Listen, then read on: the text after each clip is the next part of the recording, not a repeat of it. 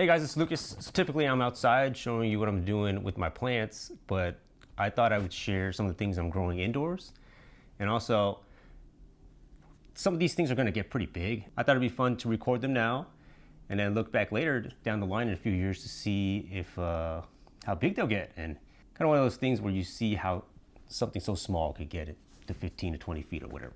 So anyway, here we go. In terms of soil, I don't use top pot indoors. I use a mixture of peat moss and perlite because it's super light and it's basically weightless. So when you pick it up, you'll know that it's dry. Or you can tell the amount of moisture that's in the pot.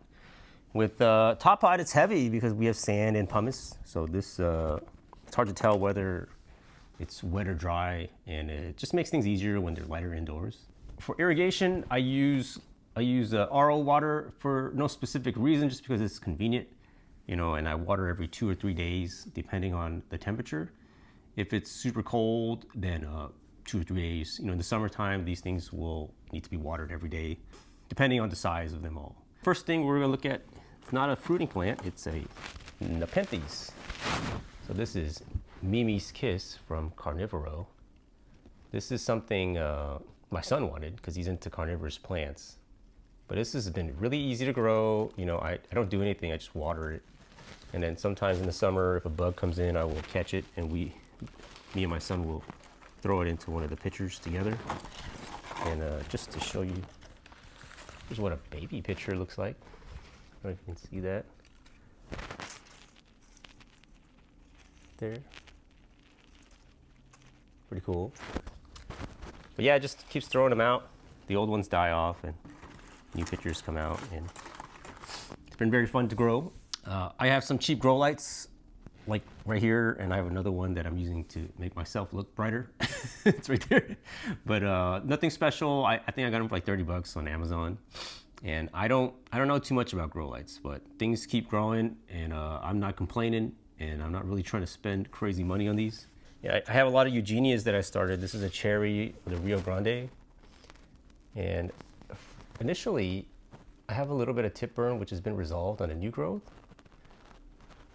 But I think this was from when I started fertilizing it, because I fertilize with Osmocote Plus.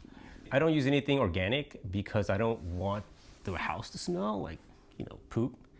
And I don't want to attract any bugs because, you know, there's times where you will get fungus gnats, and that's kind of a pain in the butt because it's just a bunch of gnats flying around the plants. And, you know, they do come because there's peat moss in there, and they eat the stuff in the peat moss and the roots and stuff. But I haven't had to deal with it this year. I got my fingers crossed. Last year they came, and I ended up just bringing the plants outside. I just kind of dealt with it. I had those sticky traps. I mean, it kills flies, but it doesn't really stop the cycle. And I was too lazy to use the mosquito bits. I didn't research enough to whether that would affect the plants, and I don't think it does. So maybe I'll do that this year if that does happen, but we will keep the fingers crossed. That was a cherry of the Rio Grande, and here's an orange cherry of the Rio Grande. It's basically the same thing. It just has different colored fruit. Cherry of the Rio Grande, I've heard is pretty good. Haven't tried it, but you know, Eugenias are fun to grow. Next is a red hybrid Jaboticaba. I'm the biggest failure when it comes to growing Jaboticaba.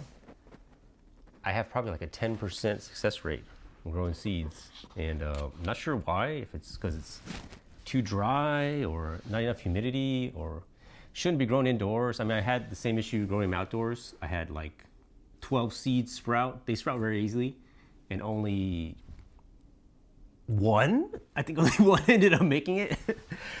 So I mean, I'm kind of over it. But here's another. This is a yellow Jaboticaba.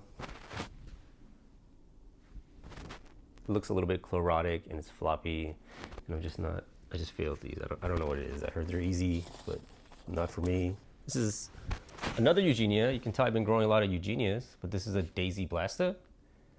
I think it's a variant of the Suriname cherry, but I don't know too much. I just thought I would grow it, but that one's growing well. And speaking of Suriname cherries, this is one I've been growing indoors in the same size container, and it's about two or 3 feet long. But I do need to uppot this pretty desperately. But this thing is growing very well indoors. It's mostly shaded. And I don't know, maybe I might try to fruit it. we'll see. I have about 15 miracle berry plants that because I bought 20 seeds off somebody, and 19 of them came up. They sprouted, so I'm stuck with a bunch of miracle berry plants, and I'm not complaining. But here is the one on the left. It's been grown kind of in shade, and then this one has been in basically full sun, foolish sun. But you can see that this one is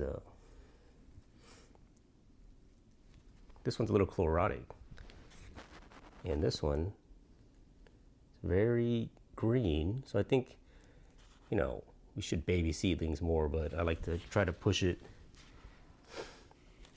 I got a bunch of those. This is something else I got. It's a Brazilian milk fruit. It's pretty nice. And this is going basically full sun too, but it's very green. And I have a few. This is the first one that sprouted. This is about a month old. And from what I heard, these fruit in their second year, and they don't stop growing throughout the cold winters. So I will have to I have more seeds coming up. Here's one like this, starting to poke out. So I would try to grow one of these outdoors, just in the winter. We'll see after it grows a little bit higher. Here's a rare plant. This is an olosapo. It's kind of a unique fruit. But I got this, I brought in 50 seeds, you know, with the permit. I have a small seed lot permit. And they made it over to LA, and then they went back to Mexico, and I don't know why. There's no explanation. I was pretty bummed out, but it turns out my friend was able to bring some in. So I got a couple plants from her. So thank you for that. Here's one a little bit further along, but you can see the new foliage is very whitish in the back and on the top. It's pretty cool. It looks kind of ghostly. And then, but once it gets a little bit bigger, it kind of greens up. There, underside is still very white. But I am enjoying this very cool plant. Next, I have a Russell Sweet. This is a Garcinia. It is the slowest Garcinia, or the slowest plant I've ever grown in my life. You know, these leaves are about 2 inches, 1.5 inch long, and it's been about, I don't know, maybe 9 months of growing or something crazy. But I have 4, and 3 are outside, and this is the slowest one. So I've just kind of been keeping it indoors to make sure I've just been babying it indoors. I have 2 of these buckets of Achacha Selecto seeds growing. These have already germinated, and waiting for them to sprout out, but just thought I'd show you that. That's some of the stuff I've been growing indoors. I typically try to root plants in the wintertime too, some mulberries and figs mostly, but I don't have any going right now. And this year I'm going to try to graft some of my mulberries indoor, because I've been talking to some guy who's had a lot of success with his indoor mulberry graft, so I'm going to try that. I do have some rootstock that hasn't gone dormant, so it's going to be perfect, you know, to get that going. And yeah, I thought it'd be cool, you know, if these things grow into the big 15 feet, 20 feet trees that they have the potential to grow into, it'd be cool to look back to see how small they were growing in my living room. Thanks for watching. Hopefully you'll be able to see the same thing in, you know, 4 or 5 years. Rose gone wild, that's what they call me. I'm the man with a plan, growing naturally. From the dirt to the table, it's a beautiful sight. Yeah, Rose gone wild, we're living it right.